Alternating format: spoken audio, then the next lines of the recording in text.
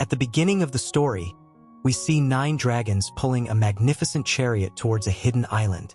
This island floats above the clouds in the sky, and it is believed that a very powerful weapon is hidden there. Whoever obtains it would become like a god, possessing the power to shatter both the heavens and the earth.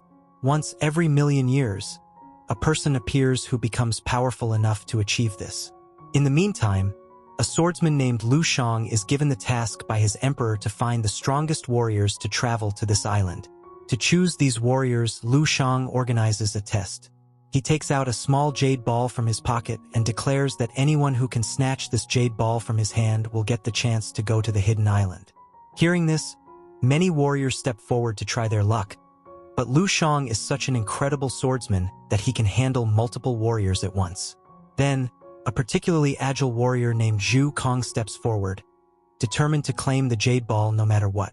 However, just as he is about to catch it, the jade ball suddenly flies toward a nearby village, and all the warriors immediately start chasing it. Zhu Kong races toward the jade ball with all his speed, but just as he's about to catch it, another warrior attacks him. At that moment, Zhu Kong notices a cart about to crush a small child. Without hesitation, he leaps forward to save the child. Some warriors think he foolishly chose to save the child instead of focusing on the jade ball, but Zhu Kong had actually grabbed the jade ball before helping the child. Just then, another warrior named Yuki enters the fight. Yuki possesses a magical ring and bracelet that allow him to control his surroundings. Using his powers, he attacks Zhu Kong from behind, and while Zhu Kong cannot defend himself, Yuki snatches the jade ball from him. Lu Shang, the emperor's second son, has an elder brother named Luo, and they are both always competing to be the most powerful. They both prepare to head to the hidden island, but their father, Emperor Lu, gives the dragon sword to Luo, considering him more deserving. Meanwhile, Zhu Kong, unconscious, starts remembering his past. He was an orphan raised by a renowned blacksmith along with other orphans. The blacksmith saw potential in Zhu Kong and sent him to the city for martial arts training. This wasn't easy, as the master and the other orphans had to forge 1,000,000 swords to pay for Zhu Kong's training. As Zhu Kong lies wounded, his siblings come to his aid. They are determined to help him reach the hidden island no matter what. Elsewhere, warriors from different regions gather at a portal that would take them to the hidden island. Among them, we see a female warrior named Casey, who is accompanied by 4 guards. They activate the portal and all the warriors enter the hidden island. Zhu Kong's siblings watch the warriors go through from afar and quickly awaken him. Surprised to see them there, they tell him to sneak into the city to find a secret way to reach the portal so they can go to the hidden island together. Though Zhu Kong tries to dissuade them, his brother explains that they made 1,000,000 swords to teach him martial arts just so that Zhu Kong could obtain the great weapon. If he fails, all their efforts would have been in vain. They manage to sneak into the city, and Zhu Kong reaches the portal, but 2 guards deem him weak and tell him to leave. Just then, his siblings arrive and defeat the guards, activate the portal, and head toward the hidden island. Upon arrival, they are horrified to see corpses everywhere. They discover that the warriors who came before them fought amongst themselves to obtain the great weapon, and Luo had killed them all to get the weapon for himself. Luo tells Zhu Kong and the others to flee, but then attacks them from behind with his dragon sword, injuring Zhu Kong. When Luo makes a second attack, one of Zhu Kong's brothers steps in to save his life but is killed. In the chaos, Zhu Kong's sister hands him their master's green knife, urging him to flee. Just as Zhu Kong is about to escape, Luo attacks again, but suddenly their ally Lash arrives to help, telling Zhu Kong and the others to go while he fights Luo. A fierce battle ensues between Lash and Luo, with both using all their might. In the end, Lash manages to overpower Luo and takes the dragon's sword from him. Meanwhile, in a cave, Zhu Kong, grieving the loss of his brother, feels that all their efforts were in vain as they couldn't obtain the great weapon. As he clutches the green knife, he suddenly has a vision of a destroyed future world. His sister, Shou, explains that the green knife is unique and made from a rare stone that can reveal visions of the future. She tells him that if the weapon falls into the wrong hands, the outcome would be just as disastrous as he saw in his vision. Their master always saw something special in Zhu Kong, which is why Shou Shou firmly believes he can save the world. Then one of Zhu Kong's brothers, while exploring deeper into the cave, finds human-shaped stone statues. As soon as he touches one of the statues, it starts moving, revealing itself to be none other than Casey, who miraculously revives. Zhu Kong and the others, shocked and frightened, rush out of the cave. Outside, it begins to snow, and a dense fog covers everything. Suddenly, Yuki, the warrior, appears, shouting for them to run. At that moment, a terrifying monster appears before them. Zhu Kong and his siblings decide to confront the beast together. Zhu Kong climbs onto the monster and tells his siblings to move away. The monster releases a strange light that catches one of his brothers, freezing him into stone, just like the people they saw in the cave. The monster absorbs his brother's energy. Shou Shou then pulls out the green knife, which seems to frighten the monster. However, the creature throws her aside, and the knife lands by the edge. Zhu Kong grabs the green knife and charges at the monster but is also thrown away. Each of them tries to defeat the monster, but it's too powerful. Seeing his siblings die, Zhu Kong becomes furious, mustering all his strength to attack the monster and finally manages to kill it. After defeating the monster, all its power flowed into Sekong's body. Now only Sekong, Shou Shou, and one of his brothers were left alive.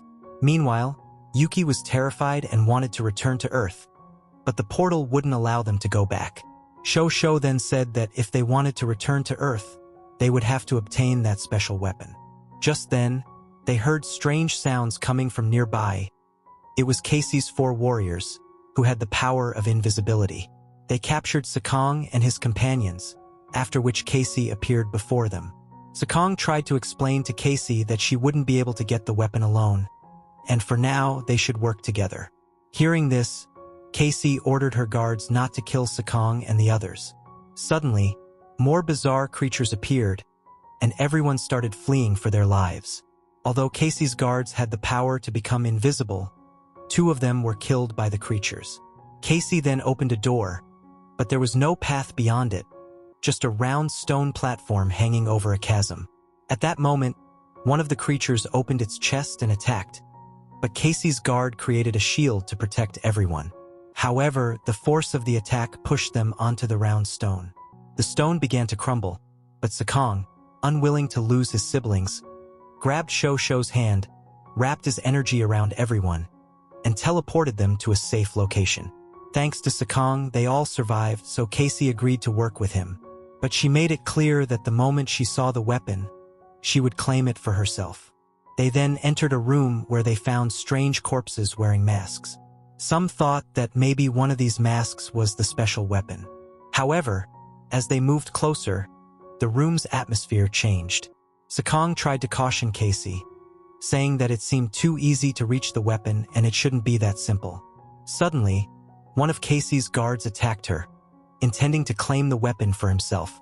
But as soon as the guard touched the mask, the door of the room closed, and the mask started burning the guard until nothing but ashes remained. The ceiling then began to descend, and everyone panicked. Sekong noticed 5 strange circles on the floor and realized that if they each stood on a circle, the door would open.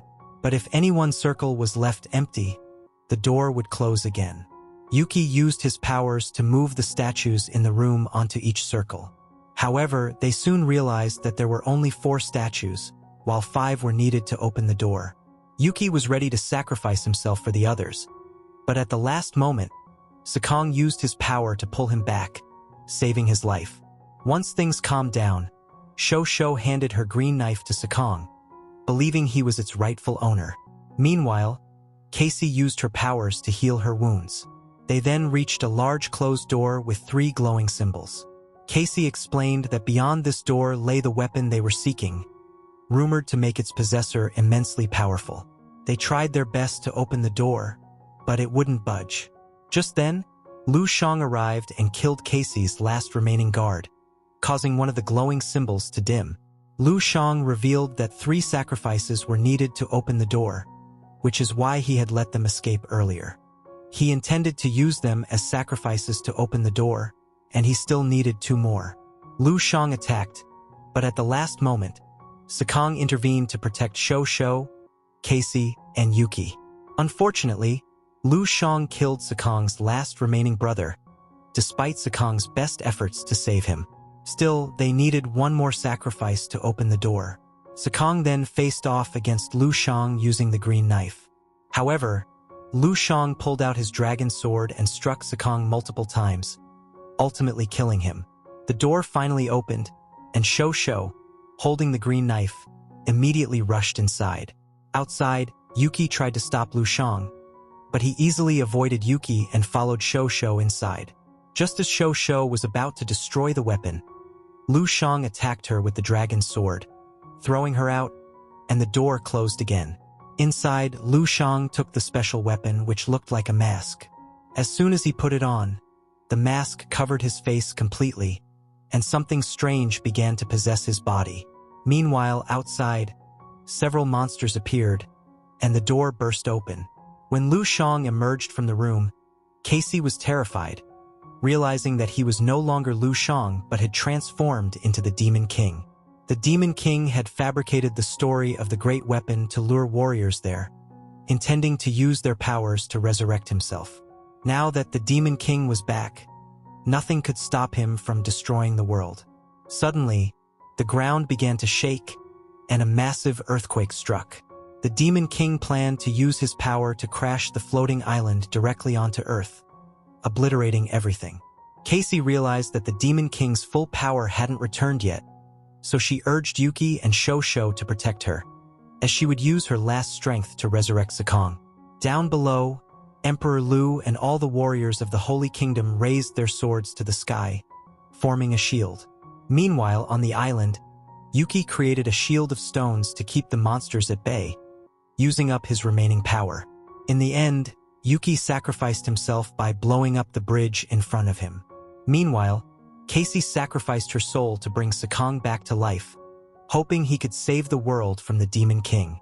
Sekong's heart began to beat again, but he awoke in a strange place, where a mysterious figure was waiting for him. The figure told Sekong that he must save the world, as it was not yet his time to die. When Sekong asked questions, the figure revealed that only a god could defeat the Demon King. Hearing this, Sekong was puzzled because no god had come to protect them in thousands of years. The figure then showed his face. It was Sekong himself from the future. The future Sekong explained that 1,000 years later, Sekong would become a god, and all the challenges he was facing now would give him immense strength. Suddenly, Sekong regained consciousness and first took Shou back to her home on Earth. Now he was even more powerful. Sekong then flew back to the hidden island, took his green knife, and began killing all the monsters, absorbing their powers into himself. The Demon King asked Sekong to join him, but Sekong refused. A fierce battle ensued, during which Sekong's green knife broke.